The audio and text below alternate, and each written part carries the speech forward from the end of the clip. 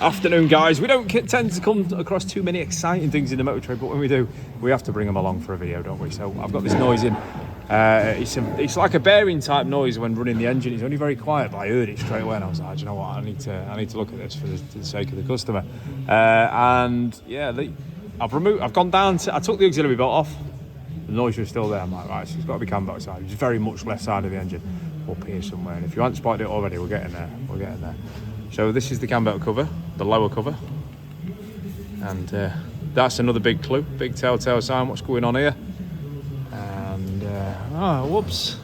Oh no, that is how the bolt came in. So that's loose. So fuck, how close was that to a little bit of a disaster, shall we say? So what I'm going to do is I'm going to check all the tightness of the bolts.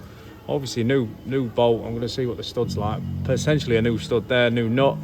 Check that and check the water pump and make sure everything's tight. But guys, that's as close as it was. That cam belt cover there stopped that engine from particularly going bang. So yeah, guys, if you're tightening bolts, doing cam belts and stuff like that, just make sure you do tighten them, because that could have been a lot worse. Anyway, I'm going to sort this now, guys. Have fun, and I'll see you in the next one.